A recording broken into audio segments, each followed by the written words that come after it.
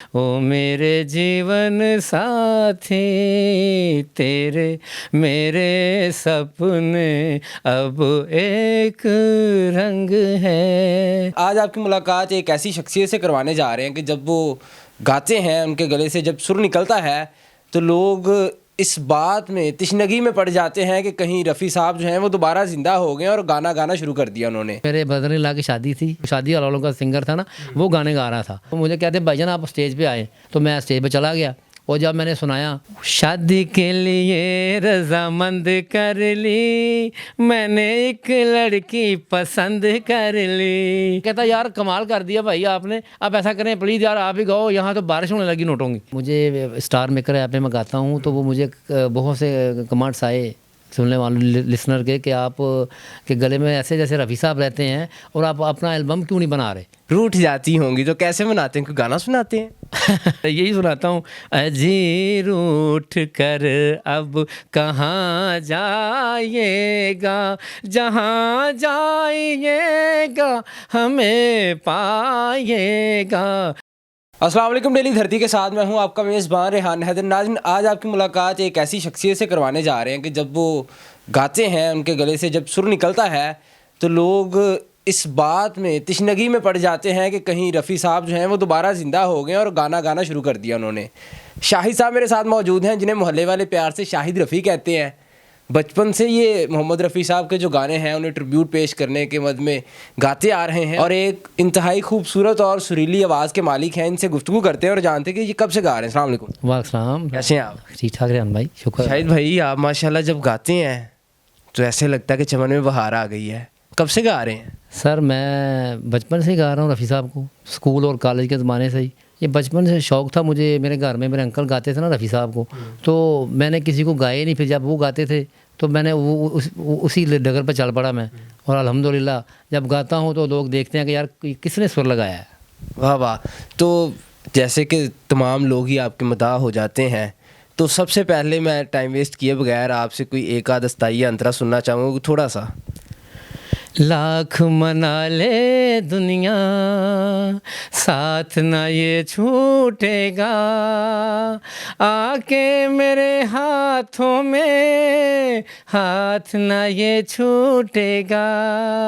ओ मेरे जीवन साथी, तेरे मेरे सपने अब एक रंग है।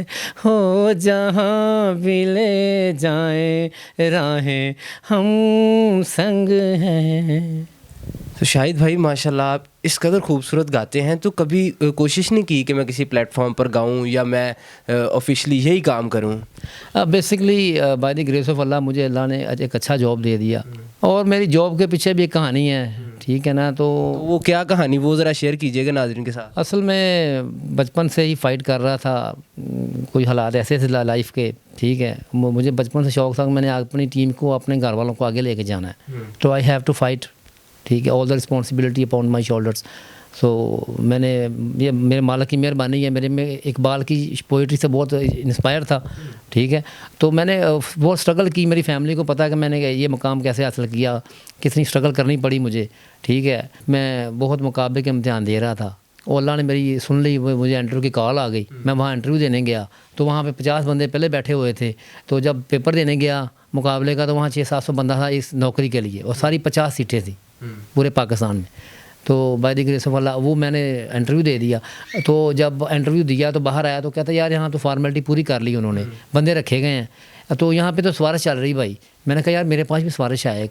कहता कौन सी? मैंने कहा मेरे पास सरकार का गुम्बद खतरा, मैंने बाहर निकाला। वो कार्ड था आपके पास? हाँ कार्ड था। वो कहता है यार आप जज्बाती हो गए हो अंदर यार, ये वो उसने आशाएं बाएँ की। तो मैं, मेरी आंखों में आंसू आ गए। तो उस वक्त बस चलती थी वो वाल्वो वगैरह ना, तो एट दैट टाइम 2004 की बात है। तो मैं घर आ गया, 2 महीने के बाद लेटर आ गया यू हैव बीन सिलेक्टेड, आप आएँ और दें आपकी अपनी ज्वाइनिंग, ठीक है। तो अल्हम्दुलिल्लाह 20 साल हो गए हैं। तो मैं जब माशाल्लाह से आप काम करें, ज़रूरत नहीं है कि आप इस प्रोफेशन में जाएं। हाँ मुझे ज़रूरत ही नहीं पड़ी, सिर्फ ये ट्रिब्यूट पेश करता हूँ। आई ट्रिब्यूट रफ़ी साहब का, क्या गाते थे। किसी ने कहा नहीं कि आप अपना कोई एल्बम रिलीज़ करें, बेशक उन्हीं के गानों को कवर किया जाए? मुझे स्टार मेकर ऐप में मैं गाता हूँ तो वो मुझे बहुत से कमेंट्स आए सुनने वालों लिसनर के कि आप के गले में ऐसे जैसे रफ़ी साहब रहते हैं और आप अपना एल्बम क्यों नहीं बना रहे, ठीक है ना। तो तकरीबन 50 के करीब मेरे सॉन्ग्स हैं वो ऑन ईयर चल रहे हैं।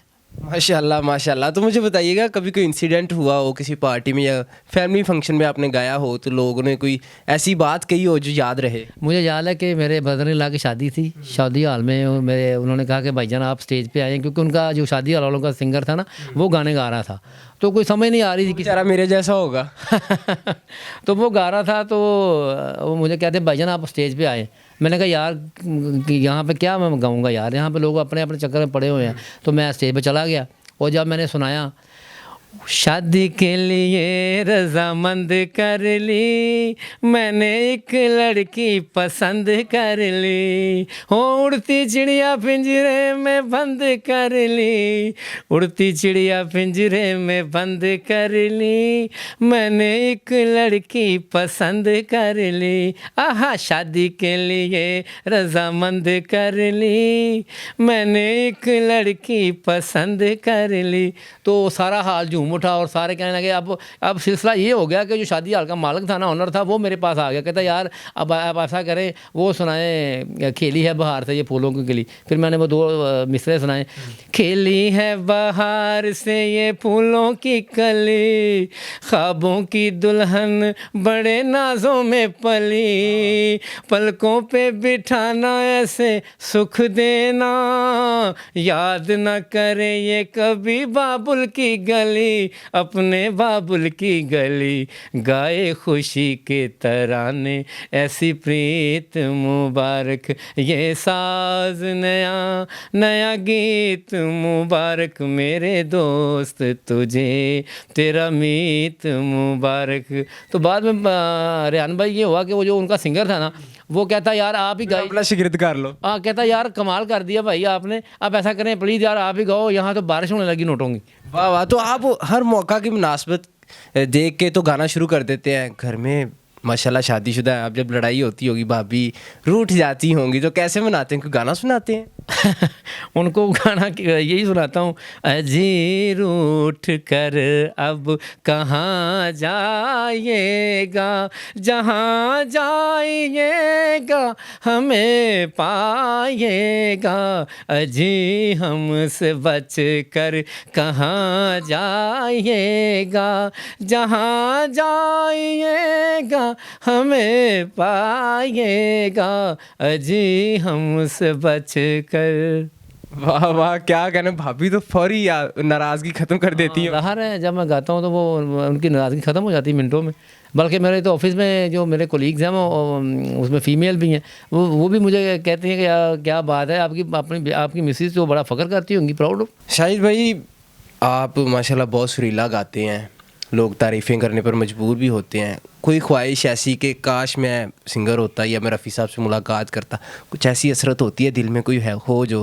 हसरत तो मेरी है कि काश वो रफ़ी साहब होते तो वो सुनते कि यार पाकिस्तान में कोई उनका चाहने वाला है जो बिल्कुल टू दी पॉइंट गाने की कोशिश कर रहा है। उनके बेटे का नाम भी शाहिद रफ़ी। हाँ और शायद आपके प्लेटफॉर्म से उन तक ये मेरी आवाज़ पहुँच जाए और वो भी कहेंगे यार कोई मेरे पापा का चाहने वाला उधर भी गा रहा है और मेरा हम नाम है वैसे भी, और ये बड़ी इत्तेफाक की बात है।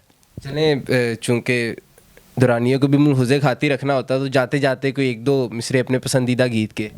खो गए हुस्न की बहारों में, कह दिया राज दिल इशारों में, काम हम बेमिसाल कर बैठे, काम हम बेमिसाल कर बैठे रे, तुमसे इजहार हाल कर बैठे, तुमसे इजहार हाल कर बैठे।